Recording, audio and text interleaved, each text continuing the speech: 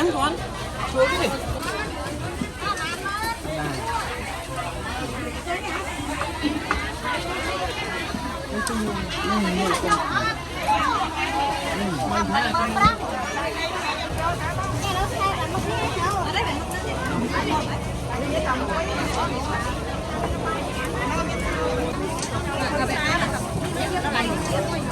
Đây nè mình có thể đâu.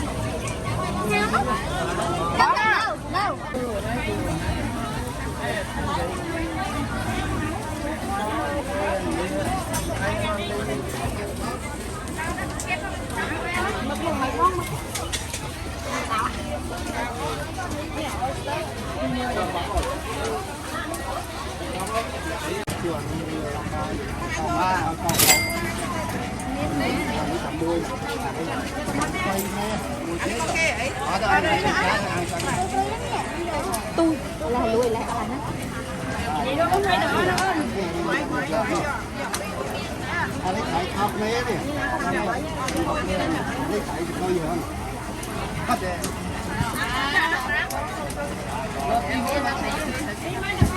Dọc canh lối ấy. Dài bột thóc. Phim lên được không?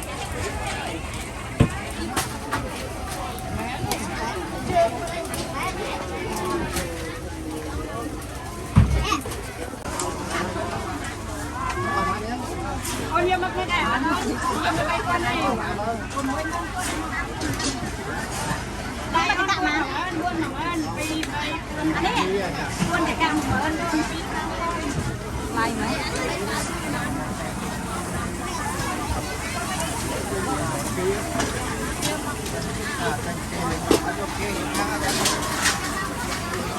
Muối mở tay. Con nhà cam mở nó cắt tay em không? À cho rằng. Mắm đang đập bay mưa luôn.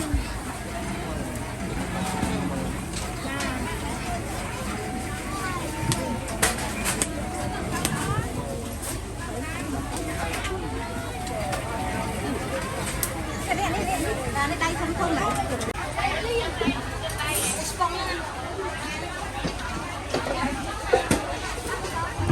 Mà lại mình ngon kèn ăn mặc ai mà có cái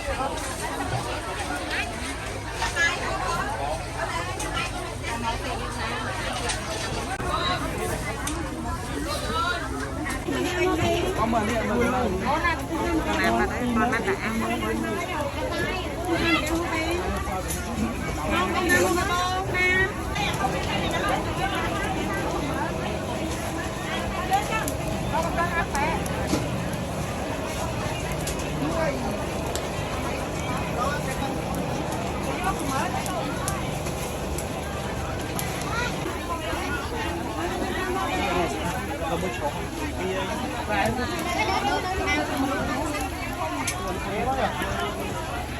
Wow.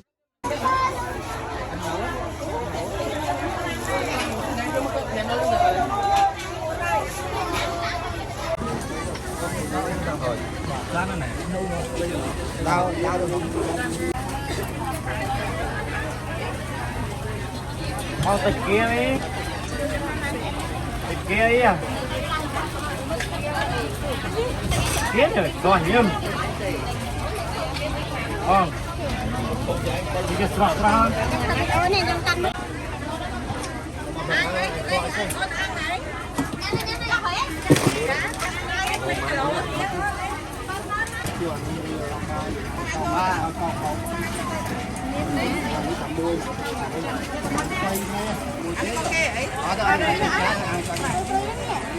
Tôi là lùi lại là nó.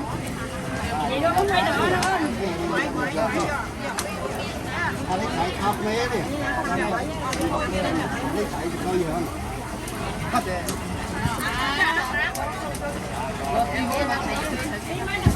Dọc canh lối ấy. Dài bột thóc. Phim lên được không?